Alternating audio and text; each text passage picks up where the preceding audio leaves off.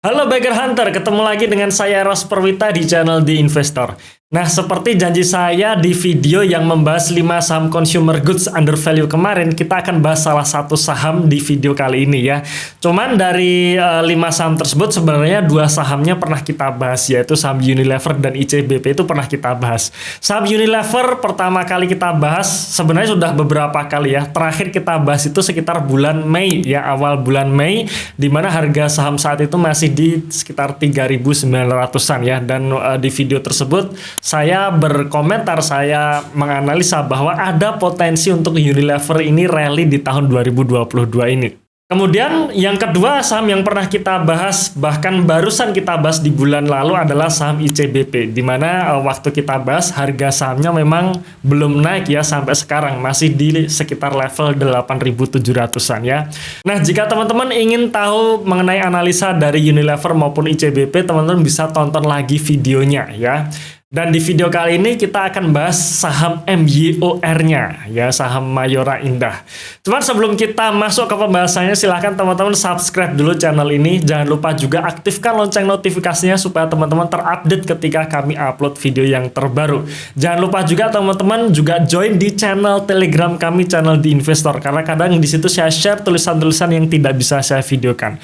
Untuk join di channel Telegramnya, saya sarankan hanya lewat link saja ya, link di dalam deskripsi di video ini atau dalam kolom komentar yang sudah kami pin, supaya teman-teman tidak masuk di akun bodong ya.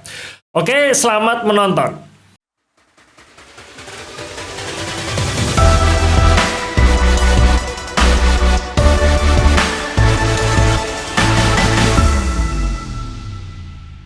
Oke, di video kali ini kita akan bahas saham MYOR ya, atau saham emiten Mayora Indah. Nah, Mayora Indah ini saham makanan ya, produsen makanan yang dimana makanan-makanan ini bisa kita lihat sehari-hari atau bahkan mungkin kita seneng jajan produk-produk ini. Jujur, anak saya dan saya sendiri juga kita konsumsi produk ini ya.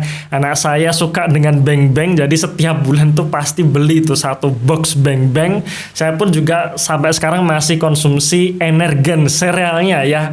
Nah, saya tidak tahu teman-teman dengan teman-teman, tapi saya yakin teman-teman pasti mengenal produk-produk ini. Nah, bicara mengenai produk-produk ini, sebenarnya di sini ada sentimennya nih, bahwa dengan adanya coklat kemudian gandum-ganduman ini, berarti kita bisa simpulkan bahwa di sini ada 2 sentimen yang bisa mempengaruhi kinerja dari MYOR, yaitu sentimen CPO ya, dan juga sentimen dari gandum itu sendiri. Nah, kita nanti akan lihat pergerakan harga bahan baku dari produk-produk ini ya.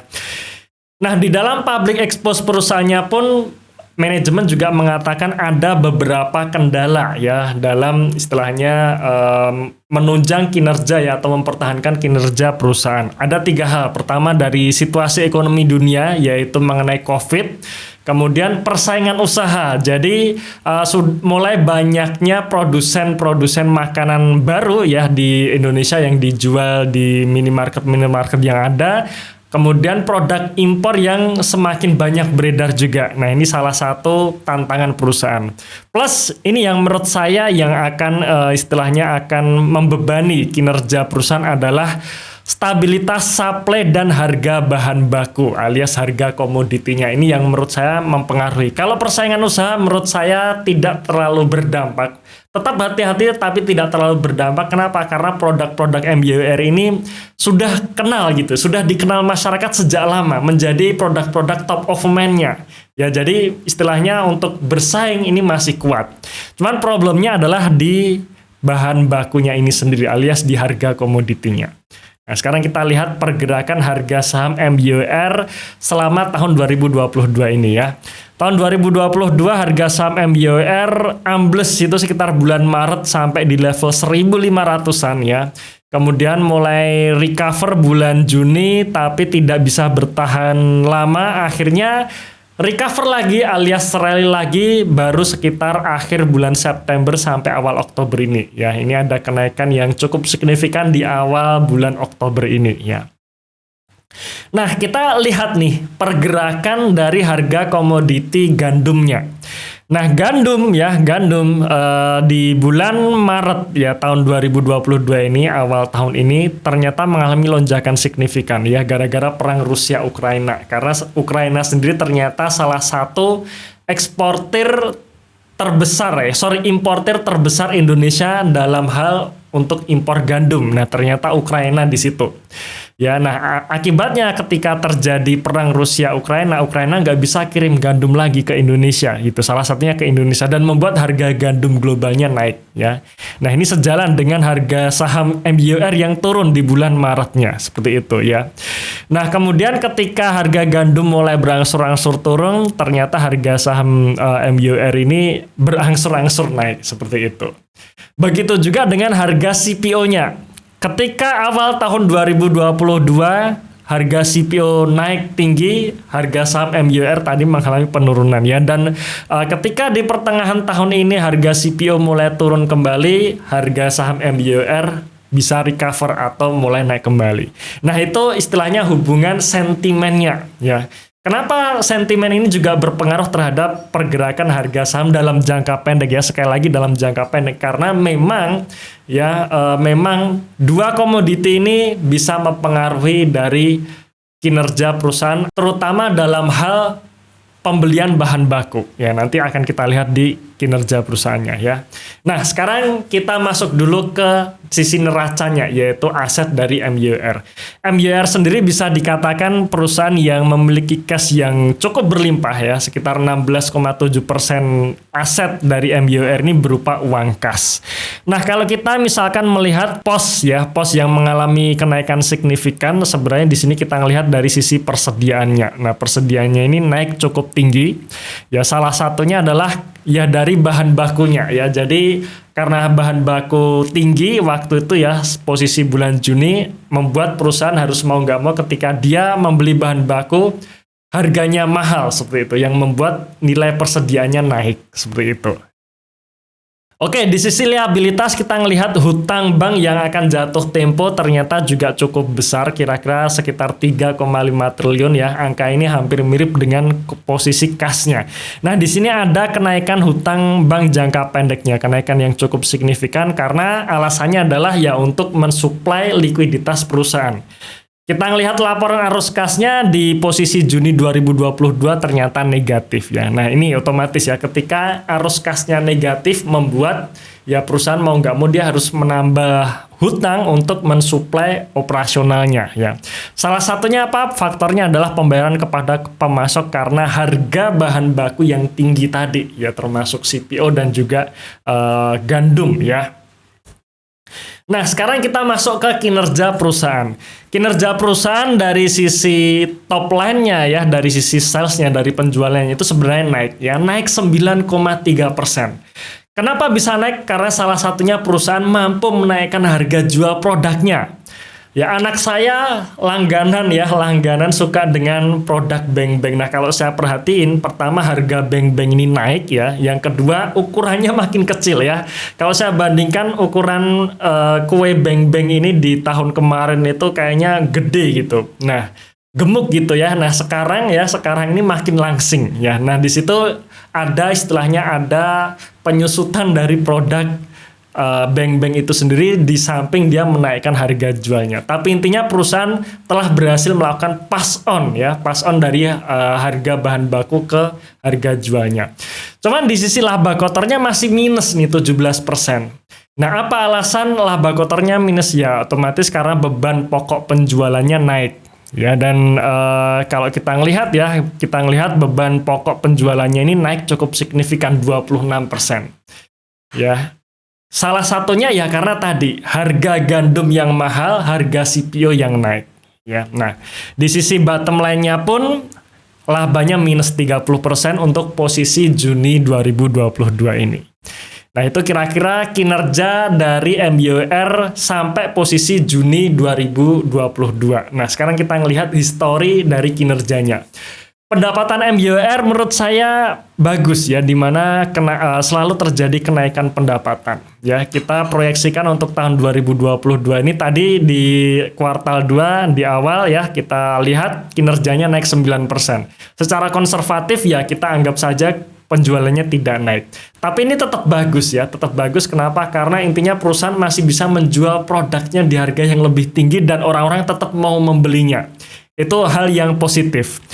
Nah, cuman laba bersihnya turun nih. Tahun 2021 turun dan 2022 ini kemungkinan besar ya, karena tadi walaupun di kuartal 2 laba bersihnya turun, tapi kalau kita ngelihat harga bahan bakunya yang mulai stabil, bisa kita perkirakan labanya mulai naik. Nah, ini menarik. Kita proyeksi laba tahun 2022 1,3 triliun. Nah, nantinya kalau misalkan laba perusahaan bisa tetap terus naik seperti itu ya, bahkan labanya bisa melebihi tahun 2019 atau tahun 2020, berarti tren laba bersih dari MYOR akan menunjukkan kenaikannya yang biasanya juga akan diikuti dengan harga sahamnya. Dari sisi dividen, perusahaan menurut saya cukup royal membagikan dividennya dengan rata-rata dividen payout ratio sekitar 40-50%. Jadi 40-50% laba yang dihasilkan MYOR ini biasanya dibagikan dalam bentuk dividen ya.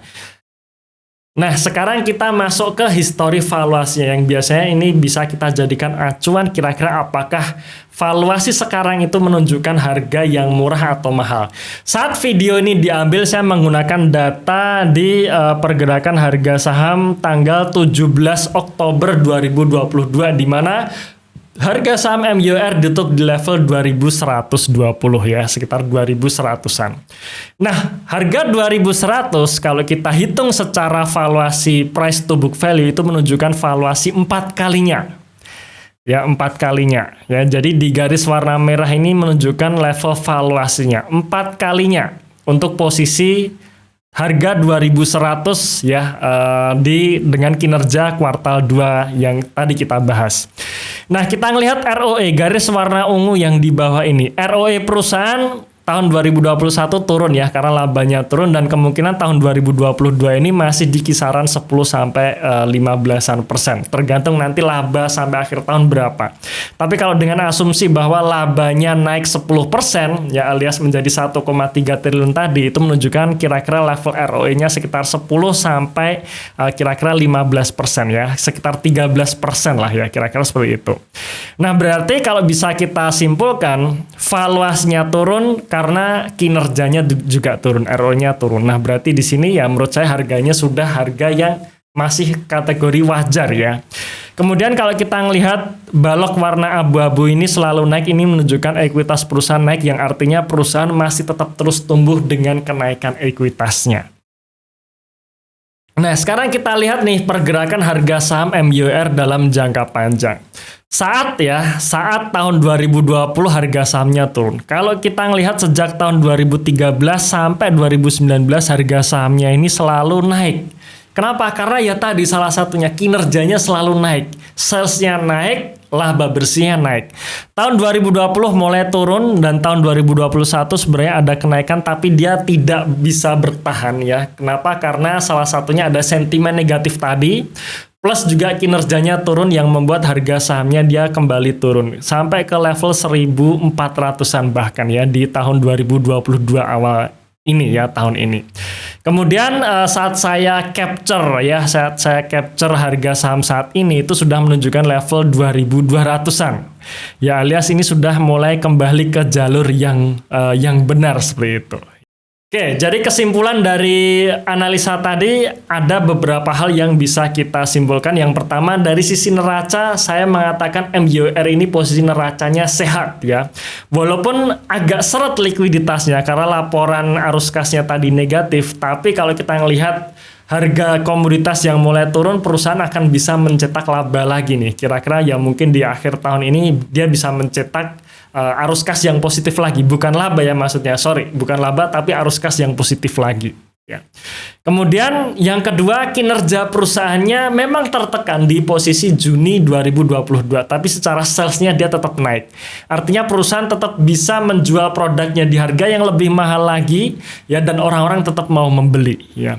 Maka di sini yang kita tunggu adalah nanti di laporan keuangan kuartal 3 ini atau akhir tahun nanti, yang dimana kita ngelihat harga komoditi sebagai bahan baku dari MYOR ini semuanya turun. Harapannya adalah ketika harga komoditi turun, berarti harga bahan bakunya turun, baru dia bisa mencetak pertumbuhan laba. Nah, itu yang menarik ya. Yang ketiga, jika perusahaan dapat mencetak laba 1,3 triliun sampai akhir tahun 2022, maka proyeksi perusahaan ROE MYOR ini masih di kisaran 10-13%, yang dimana kalau kita hitung secara valuasi di harga 2120 menunjukkan level PBV 4 kali dengan P ratio 36 kali untuk ROE 11%. Yang menurut saya ya, sekali lagi, menurut pendapat saya pribadi, harga 2100 ini masih kategori harga wajar. Memang sudah tidak murah lagi, tapi juga tidak bisa dikatakan mahal, karena kalau kita ngeliat di story-nya tadi ya, MYOR selalu diperdagangkan di level PBV 6-7 kali dengan catatan ROE-nya mencapai 20%. Nah, maka di sini bisa kita ancang-ancang nih, bagi kita yang memang holder MYOR, kita selalu update kinerjanya. Apakah nanti ROE dari MYOR bisa kembali ke 20% lagi sehingga perusahaan layak untuk dihargai PBV 6 kalinya. Nah, itu kuncinya ya bagi kita para holder MYOR. Oke, Bagger Hunter, kira-kira itu share ya, atau itu review pendapat saya mengenai saham MYOR. Dan sekali lagi, informasi di video ini hanya bersifat informasi umum saja. Jadi saya tidak mengajak membeli maupun mengajak menjual ya. Saya tidak merekomendasikan beli ataupun jual dari saham MYOR. Keputusan ada di tangan Anda masing-masing. Terima kasih sudah menonton video ini sampai akhir. Tunggu video kami selanjutnya dan salam Passive Income.